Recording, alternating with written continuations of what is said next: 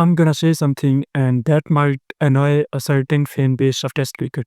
This Test century of Joe Root against Australia in the last Test doesn't suddenly make him an all-time legend in Test cricket.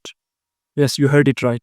He was legend way before this Test match has happened. This century was only more appealing for the personal satisfaction and the fact that he was able to shut the noise of those agenda driven and casual fans who consistently seek loopholes in a man who has mastered literally everything. They have found this 0 100 in Australia filter and haven't shut up this. Be rational, be honest, be unbiased, and be accurate. Now tell me if a test batter has an average of over 50 in test cricket, if a man has 13,000 plus test runs in the format, if a man has an average over 80 plus in test cricket in more than 8 countries, and if a man has double hundreds in Sri Lanka, India, New Zealand, and Pakistan, does he really need to validate his greatness solely by scoring that 100 in Australia? Does he really need to seriously consider this filter and make sure that he tick this box? Are we really being this toxic?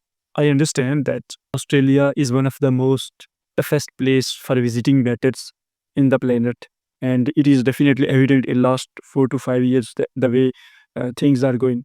And it would have been a great milestone, and it is definitely a great milestone for the Root himself. But we really need to see the level we are comparing the things. We are literally taking a man who has almost perfected everything in the test cricket, and we just made sure that this filter is something as we are used of this petty metrics.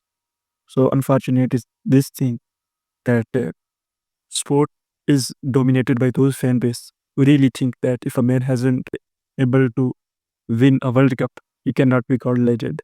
We are living in a world where South African players are not given that much of importance because they were failed to win their team's World Cup, even though it's a team game, not an individual game.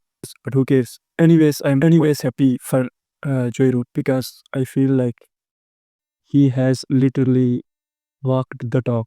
He has been able to raise the England's flag and he has rocked their boat.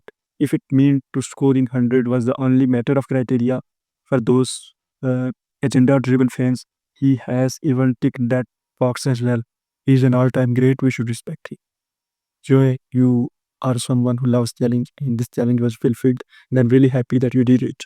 But you were legend before this game, and you will be legend always.